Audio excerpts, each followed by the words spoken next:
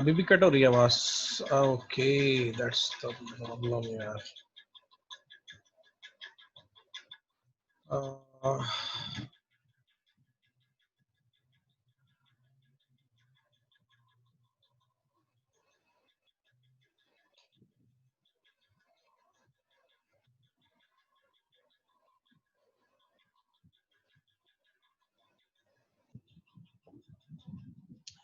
अच्छा, तो हम क्या बात कर रहे थे?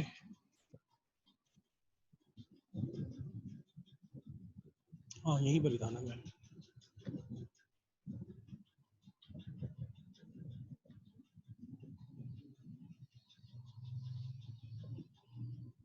जी, तो मैं कह रहा था, मैं बता रहा था कि बेसिकली क्राइटेरिया क्या होता है सिमिलैरिटी ना। अब ये तो एक जनरल टर्म हमने इस्तेमाल कर ली ना भाई, अलाइन अलाइन हो रहा है नहीं हो रहा है, सिमिलर है नहीं है। सिमिलैरिटी का कैसे पता चलेगा कि ये सिमिलर है या नहीं है? ठीक है, तो उसका क्राइटेरिया बेसिकली ये कहता है कि अगर अमाइनो एसिड्स की बात हो रही है, अगर प्रोटीन सीक्वेंस अलाइनमेंट कर रहे हैं, तो प्रोटीन सीक्वेंस अलाइनमेंट में हमेशा अगर 25% तक अमाइनो एसिड मैच करते हैं तो they always declared as homologous. और होमोलोगस का मतलब क्या होता है? होमोलोगस का मतलब ये होता है दे हैव सेम ओरिजिनेशन। ठीक है ना, ये पॉसिबिलिटी है कि दे हैव सेम ओरिजिनेशन, पीछे इनका कोई ना कोई एवोल्यूशनरी रिलेशनशिप है। अगर 25 अमाइनो एसिड्स मैच कर रहे हैं 100 में से, ठीक है, यानी आपका जो अननोन सीक्वेंस है, क्वेरी सीक्वेंस है, वो मैच कर रहा है 25% तक रेफरेंस सीक्वेंस के साथ, तो इसका मतलब है कि दिस इज होमोलोगस सीक्वेंस। ठीक है। अच्छा, अगर हम न्यूक्लियोटाइड की बात करें, डीएनए सीक्वेंस की बात करें, तो हमेशा ये जो परसेंटेज है ये ऑलवेज 70% होना चाहिए। यानी अगर 100 न्यूक्लियोटाइड्स हैं तो 100 में से एटलीस्ट आपके जो अननोन सीक्वेंस है वो कम से कम 70 न्यूक्लियोटाइड्स रेफरेंस सीक्वेंस के साथ मैच करने चाहिए टू डिक्लेयर होमोलोगस। तो हम कहेंगे कि ये सीक्वेंस क्या है? होमोलोगस है। अब फॉर एग्जांपल यहाँ दिया हुआ है, ये फॉर एग्जांपल आपका क्वेरी सीक्वेंस है, ठीक है, ये आपका रेफरेंस सीक्वेंस है, ठीक है। अब अगर तुम इन दोनों की सिमिलैरिटी देखो, तुम्हें नजर आ रहा है ये कितना है? 54% तक सिमिलर है, ठीक है। अब इसी तरह से यहाँ देखो सीक्वेंस, ये जो क्वेरी सीक्वेंस है ये, और इसके साथ ये रेफरेंस सीक्वेंस है, अगर इसको देखो तो ये 59% तक सिमिलर है। अभी जो परसेंटेज में आ रही है सिमिलैरिटी आ रही है, लेकिन ये 70 तक नहीं है, इसका मतलब ये होमोलोगस नहीं है, ठीक है। तो ये बात यहाँ पे याद रखना कि जो सिमिलैरिटी है और जो होमोलोगस है, होमोलोगस कहने के लिए उसको आपके पास 70% तक न्यूक्लियोटाइड्स होनी चाहिए और 25% तक अमाइनो एसिड्स मैच होनी चाहिए। ये बात क्लियर हो गई सबको?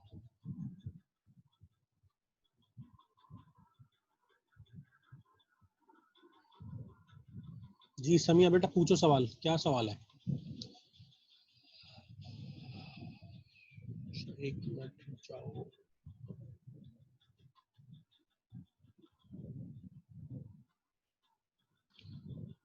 जी समिया करो, माइक ऑन करो।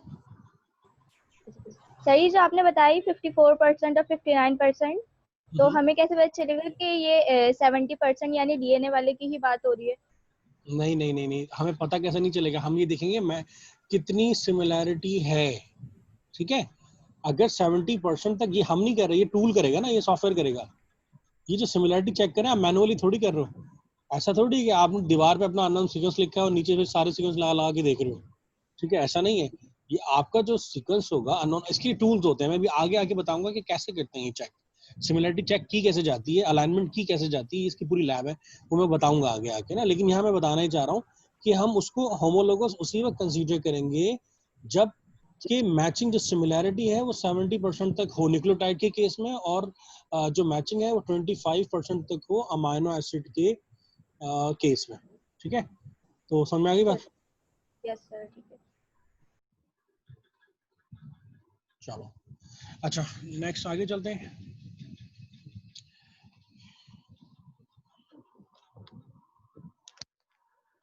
अच्छा, अब एक और चीज इसमें समझने वाली है सीक्वेंस अलाइनमेंट में, उसे हम कहते हैं ई वैल्यू। अच्छा, अब सीक्वेंस अलाइनमेंट करने से पहले कुछ कह लो कि टर्म्स हैं समझने वाली हैं, या कुछ बातें समझने वाली हैं वो मैं बताना चाह रहा हूँ। उनमें से एक बड़ी इंपॉर्टेंट चीज है जिसे हम कहते हैं एक्सपेक्टेशन वैल्यू, ठीक है। एक्सपेक्टेशन वैल्यू अलाइनमेंट में क्या बता रही होती है? बेसिकली ये बता ये रही होती है, ई वैल्यू ये जाहिर कर रही होती है कि आपके सामने ये जो मैचिंग नजर आ रही है,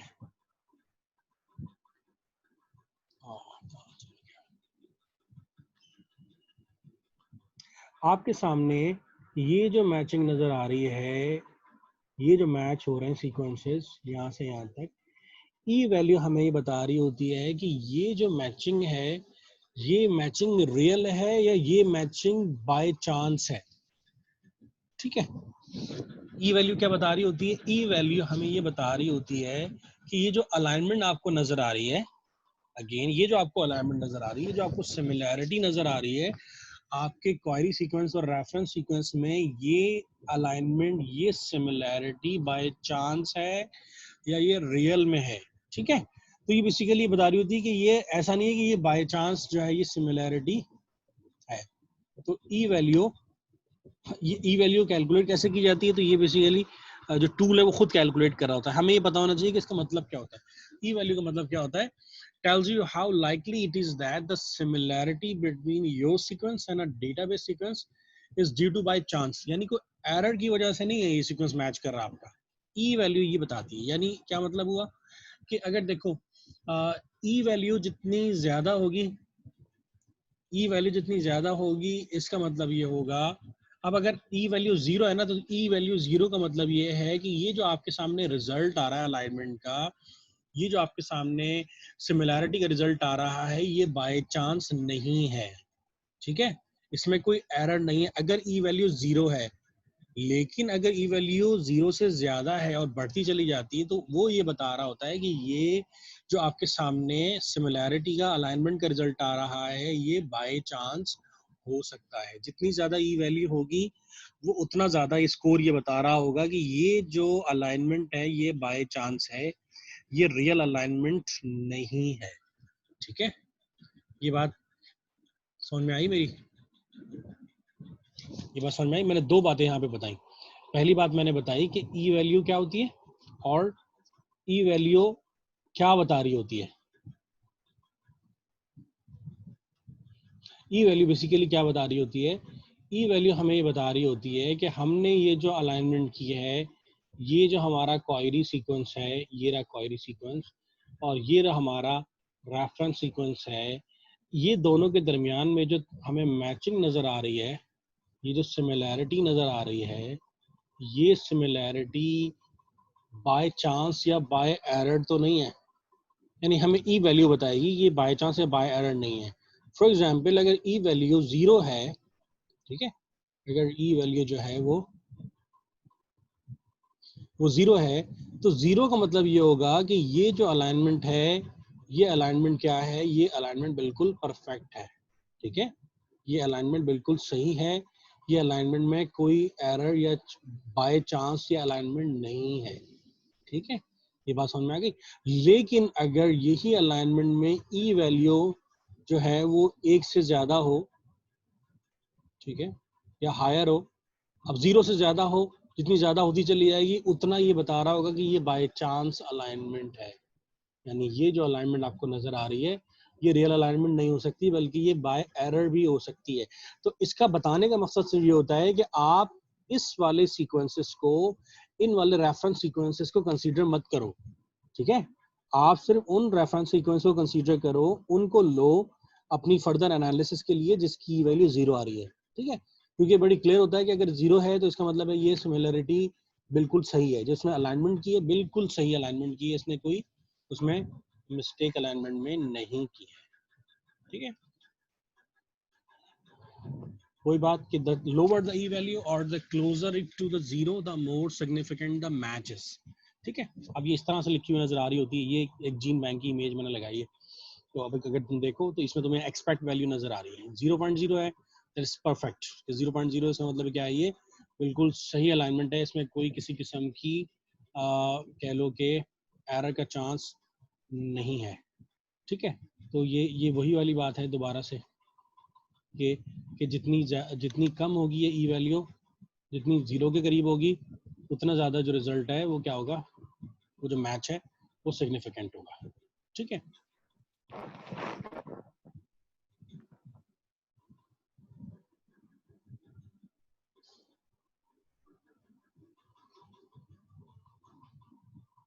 अच्छा, एक और चीज़ इसमें समझने वाली ये है कि आम तौर पे अगर सीक्वेंसेस का साइज शॉर्ट होता है, तो उसमें चांस होता है कि ई वैल्यू नॉर्मल 0 से थोड़ी ज्यादा है।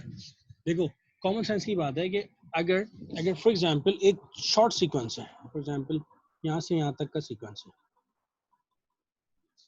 ठीक है, आपके पास सीक्वेंस शॉर्ट है जिसको आप अलाइन करने जा रहे हो, ये पूरा नहीं, आपके पास इतना सीक्वेंस है, आप इसको अलाइन करने जा रहे हो, तो ऑफ कोर्स जब सीक्वेंस का साइज कम होगा तो ज्यादा चांस है कि इस तरह का सीक्वेंस, ये जो 8 बेसिस पर मुश्तमिल सीक्वेंस है, देयर इज अ पॉसिबिलिटी कि ये बहुत सारे सीक्वेंसेस जो रेफरेंस सीक्वेंसेस हैं उनके साथ ये मैच कर जाए, ठीक है। तो अगर क्वेरी सीक्वेंस जो है वो शॉर्ट होगा तो देयर इज अ चांस कि रिलेटिवली ई वैल्यूज थोड़ी सी हाई होंगी, लेकिन वो एक्सेप्टेबल होंगी, ठीक है, in that case that are acceptable, क्योंकि शॉर्टर सीक्वेंस में होता प्रॉब्लम ये है कि उसकी जो प्रोबेबिलिटी है वो बढ़ जाती है कि वो बाय चांस किसी भी जगह पर किसी के साथ ही मैच कर सकता है, ठीक है, तो उसकी जो बाय चांस एरर है वो बढ़ जाता है। लेकिन अगर यही सीक्वेंस, ठीक है, यहाँ से लेके यहाँ तक आपको नजर आ रहा है, ठीक है, तो अब इस सीक्वेंस का बाय चांस किसी के साथ मैच कर जाना ये जो है वो पॉसिबल नहीं है, इसकी जो पॉसिबिलिटी है वो बहुत कम है। तो इसका मतलब ये है कि यहाँ जो चांस ऑफ एरर है वो भी कम होगा। जब उसका मैच करना, जब उसका इम्प्रॉपर मैच करना पॉसिबल है तो यहाँ पे जो चांस ऑफ एरर है वो भी क्या हो जाएगा, यानी यहाँ ई वैल्यू कम होगी, ठीक है, यानी जितना बड़ा फ्रैगमेंट होगा उतना ज्यादा वो स्पेसिफिक होगा, यानी उसकी जो मैचिंग होगी वो स्पेसिफिक होगी, तो वहां पे तुम्हें ई वैल्यू जो है वो क्या करेंगी, क्या मिलेगी, जो है वो जीरो, ऑलमोस्ट जीरो अगर तुम्हें मिल रही है तो that is a very good match और तुम उसको फर्दर एनालिसिस के लिए इस्तेमाल कर सकते हो, ठीक है। लेकिन शॉर्ट सीक्वेंसेस में याद रखो ई वैल्यू रिलेटिवली हाई होती है। पूछो मैमा, पूछो पूछो, माइक ऑन करो।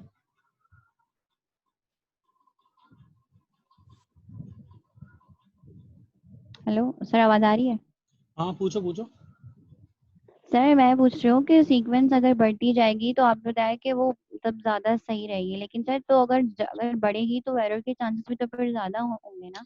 नहीं देखो सीक्वेंस, अगर देखो जितना लार्ज सीक्वेंस होगा ना, लार्ज, अब लार्ज से मुराद ये नहीं कि पूरा जीनोम ही तुम एक साथ डाल दो, ठीक है, इसकी एक ना एक स्टैंडर्ड वैल्यू, एक कह लो कि स्टैंडर्ड साइज होता है। जब देखो हम सीक्वेंसिंग भी करते हैं ना तो हम क्या करते हैं, जीनोम को फ्रेगमेंटाइज करते हैं। ऐसा तो नहीं कि पूरा जीनोम 3.3 बिलियन बेस पेज लिया और उसको सीक्वेंस कर लिया, नहीं, फ्रेगमेंटाइज करते हैं, इसको क्लोन करते हैं, उसको एम्पलीफाई करते हैं पीछे आगे थ्रू, देन हम उसको सीक्वेंस करने के लिए जाते हैं। फिर इन फ्रैगमेंट्स को फर्दर ऑन हम क्या कर लेते हैं, अलाइन कर लेते हैं, जोड़ लेते हैं, तो हमें पूरा पता चल जाता है कितना बिलियन बेस पेज है। तो इस तरह से जब तुम डेटाबेस में जब हम जाके टूल यूज करते हैं अलाइनमेंट के, तो हम ऐसा नहीं करते कि सारा का सारा पूरा एक साथ पूरा का पूरा सीक्वेंस हमने डाल दिया। उसका भी एक स्टैंडर्ड साइज होता है कि एटलीस्ट आप जो है वो जो है ना वो 200 बेस पेयर्स को के सेगमेंट को सर्च करो, फिर 300 को सर्च करो, फिर 500 को, डिपेंड करता है आपके पास सीक्वेंस कितना बड़ा है, ठीक है।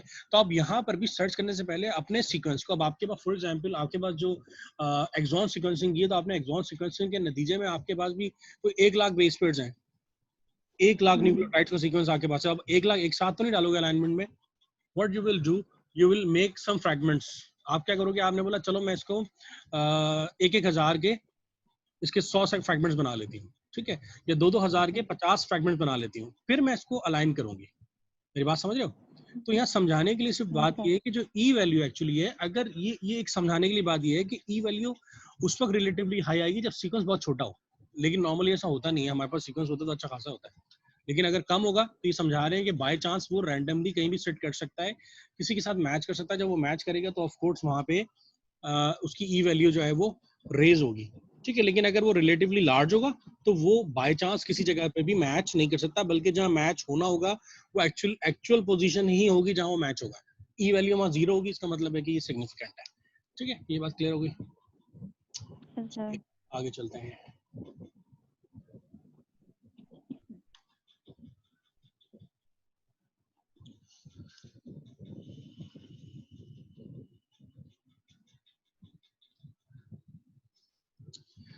अच्छा, अब एक चीज होती है, एक तो मैंने बताया कि ई वैल्यू होती है, और एक और चीज होती है, आवाज कट रही है, आवाज कट रही है भाई, तो बहुत डिस्टर्बेंस होती है लाइव क्लास में ना, बहुत डिस्टर्बेंस होती है। आवाज मेरी सबके लिए कट रही है या सबको आवाज साफ आ रही है? बट आप लोग की आवाज सबको आ रही है या मेरी आवाज कट कट के आ रही यस सर, आ रही है। है? आ रही है तो बेटा उस्मान अब अपने एंड पे चेक कर लो, उस्मान अपने एंड पे चेक कर लो, सबको क्लियर आ रही है। और अगर कोई चीज मिस हो जाए तो कोई मसला नहीं, रिकॉर्डिंग में है, रिकॉर्डिंग में देख लेना अगर मिस हो जाए कोई चीज। हाँ बोलो तला, बोलो बोलो बेटा, जल्दी पूछो, जल्दी तलहा जल्दी से पूछ लो बेटा।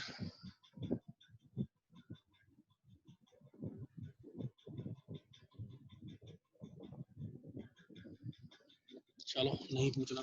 अच्छा अब देखो पहली चीज है जो है मैंने बताया वो है ई वैल्यू, ठीक है, वो याद रखने वाली बात है कि ई वैल्यू। लेकिन तुम लोगों ने एक चीज नोट की होगी यहाँ पे,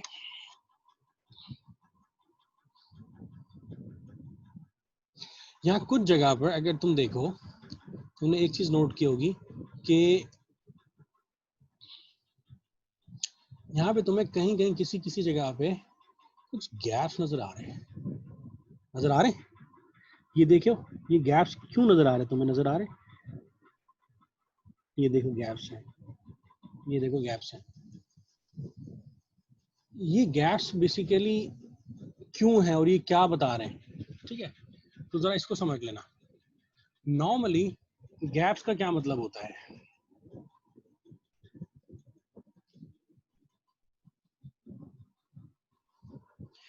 अच्छा, गैप्स को पहले समझने से पहले गैप पेनल्टी एक्चुअली एक चीज होती है, ई वैल्यू एक चीज होती है, पहले मैंने बताया, और गैप पेनल्टी एक चीज होती है, ठीक है। अभी गैप पेनल्टी को मैं डिस्कस नहीं कर रहा, पहले गैप बता दूं गैप क्या होता है। देखो एक टर्म होती है इंडेल, जिसे हम कहते हैं मॉलिक्यूलर बायोलॉजी के अंदर। इंडेल का मतलब क्या होता है? इंडेल का मतलब होता है insertion and deletion of basis, यानी तुम इसे पॉइंट म्यूटेशन भी कह सकते हो, ठीक है ना। हम उसे, इसका जो मॉलिक्यूलर बायोलॉजी में टर्म है वो बेसिकली इंडेल यूज होता है। इंडेल का मतलब क्या होता है कि जो न्यूक्लियोटाइड का सीक्वेंस है या जो जीन का सीक्वेंस है उसमें किसी किस्म की इंसर्शन हो जाए बेसिस की, या वो डिलीट हो जाए, तो बेसिकली वो कहलाता है इंडेल्स, ठीक है। अब ये जो इंसर्शन और डिलीशंस हैं बेसिकली ये म्यूटेशंस हैं, ठीक है। और आमतौर पे ये म्यूटेशंस हैं, और अगर जीन के अलावा किसी और रीजन में होती है तो वो स्नेप्स कहलाती हैं, सिंगल न्यूक्लियोटाइड पॉलीमॉर्फिज्म। अगर हम उसको अगर वो कोडिंग सेगमेंट में तो वो म्यूटेशन होती है, लेकिन अगर वो कोडिंग सेगमेंट में नहीं है, वो जंक सेगमेंट के अंदर है, तो वो सारी की सारी स्नेप्स होती हैं। अच्छा अब ये जो आमतौर पे वेरिएशन होती हैं, जो इंडेल्स होती हैं, ये हमें पता है कि ये हर 10,000 बेस पेयर्स के बाद जो है वो इंडेल्स होती हैं, यानी वेरिएशन आ रही होती है, यानी इंसर्शन डिलीशन नॉर्मली बॉडी में हो रही होती है, जीनोम में इंसर्शन डिलीशंस, ठीक है।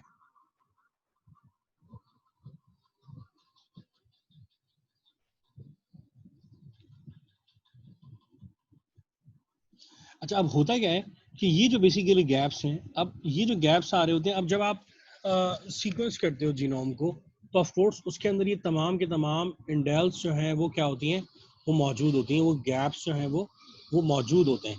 तो ऑफ कोर्स जब हम इस सीक्वेंस को अलाइन करने के लिए जाएंगे, जब हम अलाइन करेंगे तो इंडेल की वजह से होगा क्या, बाज जगह पे बेसिस मैच नहीं कर रही होंगी रेफरेंस सीक्वेंस के साथ।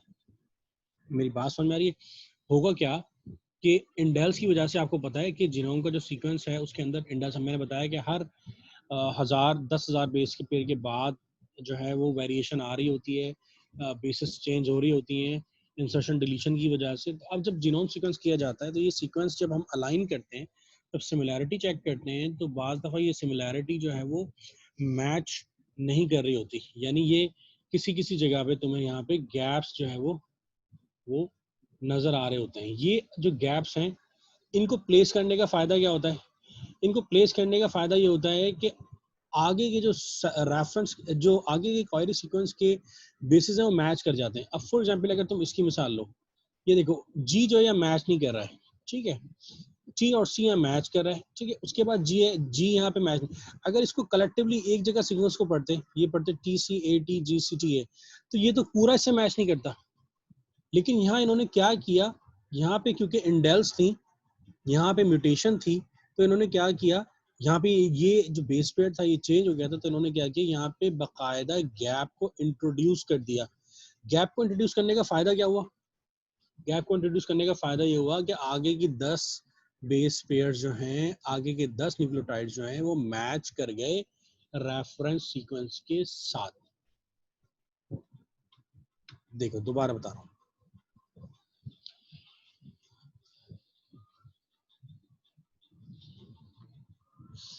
देखो फॉर एग्जाम्पल ये आपका जो है वो ये आपका क्वेरी सीक्वेंस है, ठीक है, ये रहा आपका रेफरेंस सीक्वेंस, ठीक है। अब आपका जो क्वेरी सीक्वेंस है इज सीम लाइक GCAT, ठीक है। यहाँ तक तो ये मैच कर रहा है रेफरेंस सीक्वेंस के साथ, ये रहा मैच कर रहा, ठीक है, 100% मैच कर रहा है यहाँ तक, ठीक है। अच्छा अब लेकिन आगे अगर देखो तो ये सारा का सारा मैच नहीं कर रहा, ठीक है।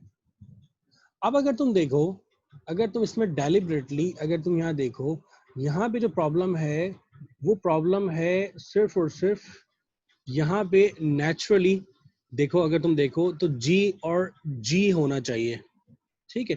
लेकिन यार आपका जो क्वेरी सीक्वेंस है, ये जो क्वेरी सीक्वेंस है इसमें ये G और G शायद इंडेल्स की वजह से डिलीट हो गया है नेचुरली, इंडेल्स की वजह से पॉसिबिलिटी है ये रीजन डिलीट हो गया है।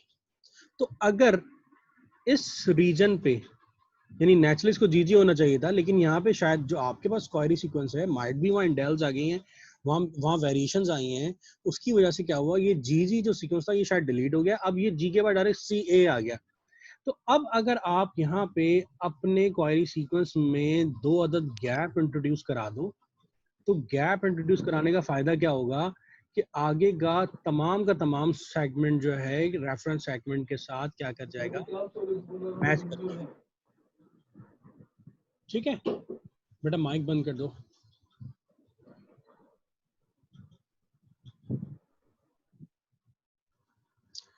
ठीक है, अब देखो इसका क्या फायदा हुआ, ये जो गैप्स इंट्रोड्यूस कराए हैं, इन गैप इंट्रोड्यूस कराने का फायदा क्या हुआ कि आगे जो सीक्वेंस है आपका क्वेरी सीक्वेंस CACTGCAT ये तमाम का तमाम मैच कर रहा है विद रेफरेंस सीक्वेंस।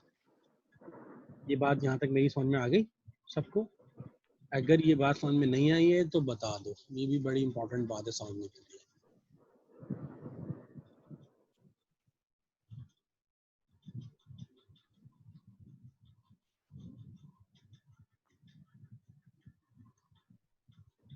उमायमा क्या समझ में नहीं आया?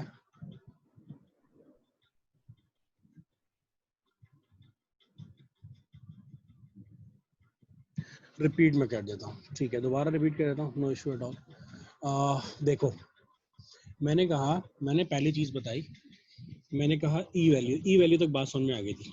मैंने कहा था अलाइनमेंट जब हम करते हैं ना तो अलाइनमेंट सीक्वेंस अलाइनमेंट करने से पहले तुम्हें कुछ बातें पता होनी चाहिए, मतलब कुछ टर्मिनोलॉजी तुम्हें पता होनी चाहिए जो तुम्हें हेल्प करेंगी जब तुम सीक्वेंस अलाइनमेंट कर रहे होगे कि ये भाई अलाइनमेंट सही है या नहीं है, ठीक है।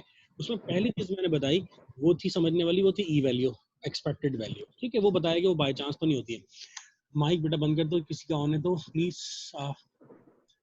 ठीक है, वो बाय चांस होती है। एक मिनट,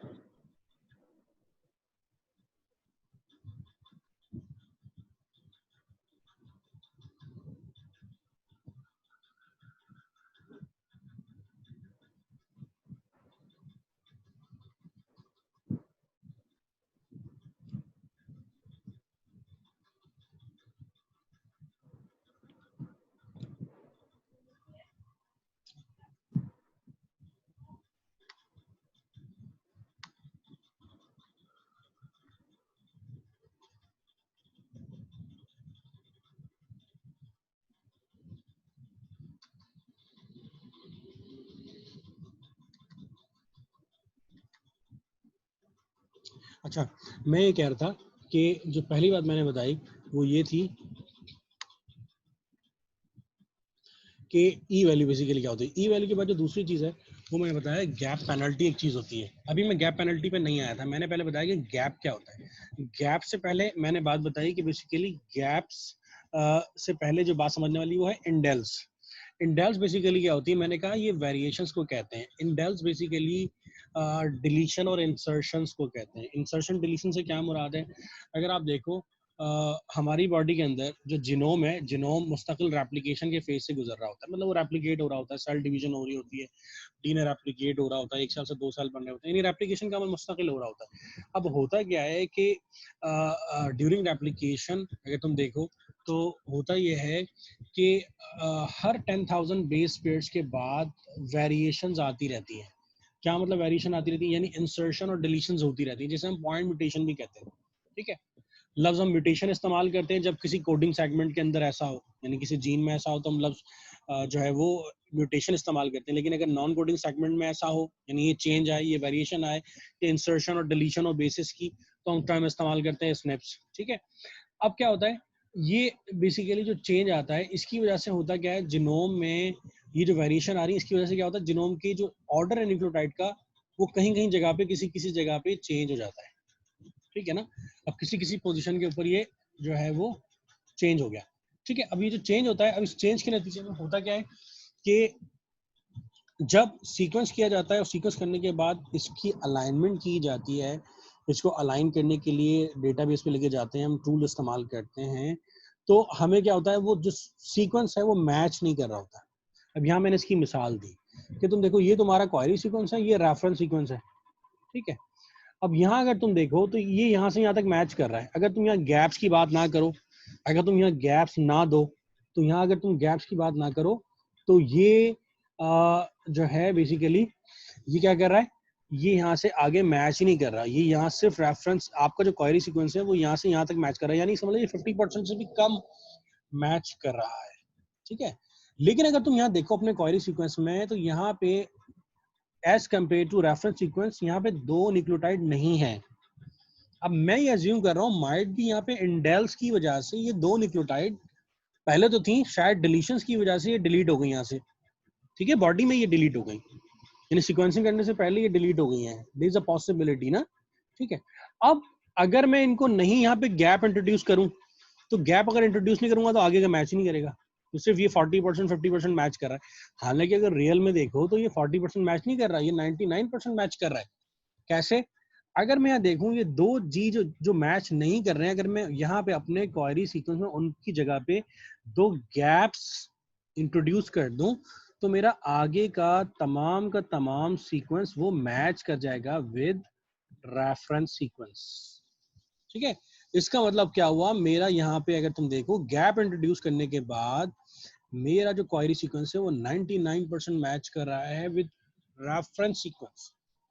ठीक है, और अब मैंने इसकी वजह भी बताई कि ये गैप की वजह क्या है। माइट भी यहाँ डिलीशंस हो गई हो, आई डोंट नो, लेकिन देयर इज अ पॉसिबिलिटी कि यहाँ पे इंडेल की वजह से यहाँ पे डिलीशंस हो गई हो, इसलिए अब मैंने यहाँ गैप इंट्रोड्यूस कराया है। गैप इंट्रोड्यूस कराने का मतलब क्या है कि मैंने यहाँ क्या किया, बाकायदा 2 मिस कर दी यहाँ पे न्यूक्लियोटाइड और अपने सीक्वेंस को आगे कर दिया, यानी बाकायदा गैप इंट्रोड्यूस कराया। अब जब मैंने गैप इंट्रोड्यूस कराया तो ये आगे का सीक्वेंस रेफरेंस सीक्वेंस के साथ मैच कर गया। ठीक है, तो इससे क्या हुआ, मेरी जो अलाइनमेंट है वो इम्प्रूव हो गई।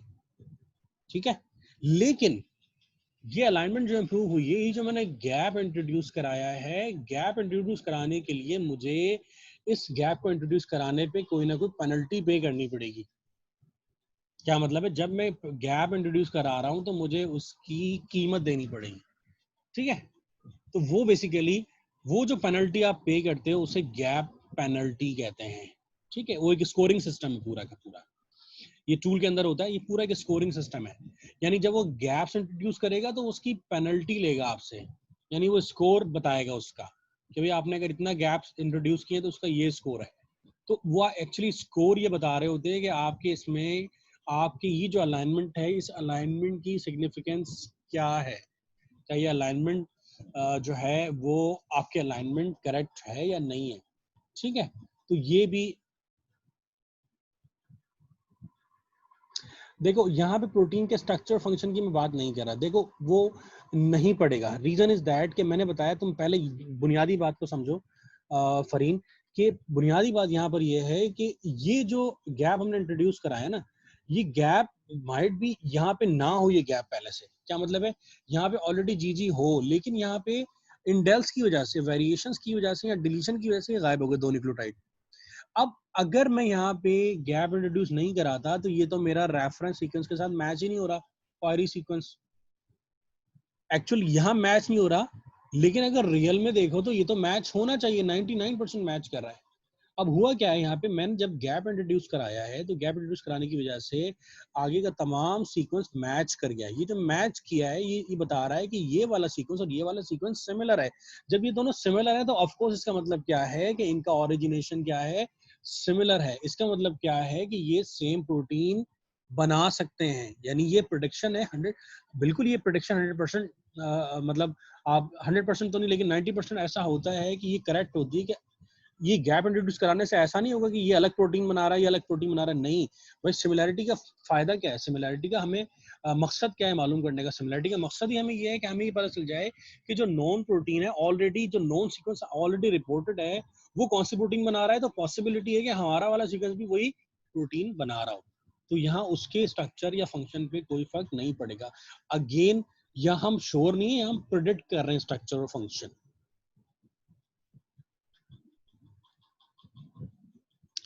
स्कोर देखो यहाँ, ये स्कोर को तुम छोड़ दो यहाँ पे, देखो अगर यहाँ स्कोर में बताने बैठ गया तो कंफ्यूज हो जाओगे।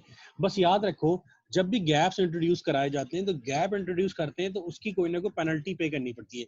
अब पेनल्टी से मुराद एक स्कोरिंग सिस्टम है, वो ये टूल खुद ही कैलकुलेट करता है। जब मैं करा रहा हूँ इसकी लैब कराऊंगा अलाइनमेंट की, तो मैं तुम्हें वहां बता दूंगा कि देखो ये कैसे कैलकुलेट कर रहा है, ठीक है। तो मैं बाकायदा उसकी कैलकुलेशन स्टेटिस्टिक नहीं करा रहा यहाँ पे, नहीं बता रहा, बस याद रखो गैप पेनल्टी एक चीज होती है। गैप पेनल्टी क्या होती है कि जब भी आप गैप्स इंट्रोड्यूस कर रहे होते हो, ठीक है, या जब अलाइनमेंट करते हुए गैप इंट्रोड्यूस खुद इटसेल्फ टूल खुद भी कर रहा होता है, जब वो करता है तो उसके लिए वो एक वैल्यू रखता है, यानी एक पेनल्टी रखता है, वो एक पूरा एक स्कोरिंग सिस्टम है, ठीक है।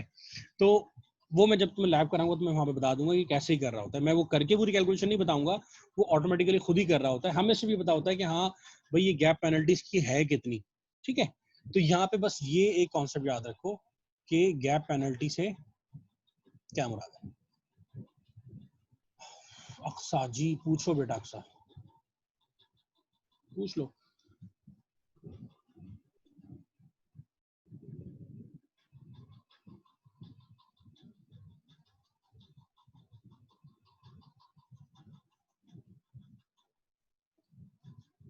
इसमें 2-3 चीजें रह गई हैं। अच्छा मैं यहाँ पे इसको एंड कर रहा हूँ, यहाँ तक कोई सवाल करना है तो, अच्छा सॉरी अनम्यूट,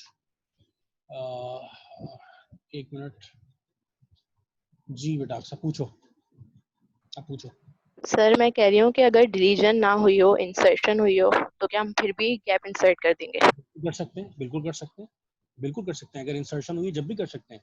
फॉर एग्जाम्पल यहाँ पे जी था, जी के साथ यहाँ पे जी भी था और यहाँ पे ए आ गया, मतलब ए की जगह टी आ गया, सॉरी। अब यहाँ टी आ गया है, यहाँ पे तो सी है और ए आ रहा है, ठीक है। अब यहाँ पे अगर इंसर्शन है जब भी आप गैप इंट्रोड्यूस कर सकते हो, इंसर्शन हो या डिलीशन हो। एक्चुअली जो पर्पस है वो पर्पस ये है to align is the purpose, कि हम उसको अलाइन कर सकें, इसकी सिमिलैरिटी को हम क्या कर सकें, मैच कर सकें, ये एक्चुअली पर्पस है, ठीक है। तो ये कर सकते हैं। मैं यहाँ पे स्टॉप कर रहा हूँ, यहाँ तक किसी ने अगर कोई सवाल करना है, 2 मिनट है टोटल आपके पास, मीटिंग टाइम खत्म होने में 2 मिनट रह गए। अगर कोई सवाल करना है जल्दी से पूछ लो यहाँ तक गैप्स तक, मैं फिर इसको इंशाल्लाह नेक्स्ट वीक कंटिन्यू करूंगा कि आगे फर्दर 2-3 चीजें और है बताने वाली, मैं बताऊंगा उसको फर्दर। तो यहाँ तक कोई चीजें करनी समझ में आई तो बता दो।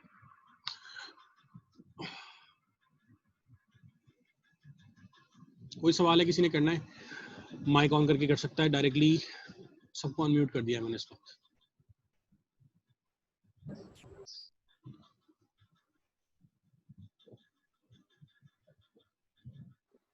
कोई सवाल नहीं किसी ने करना? सर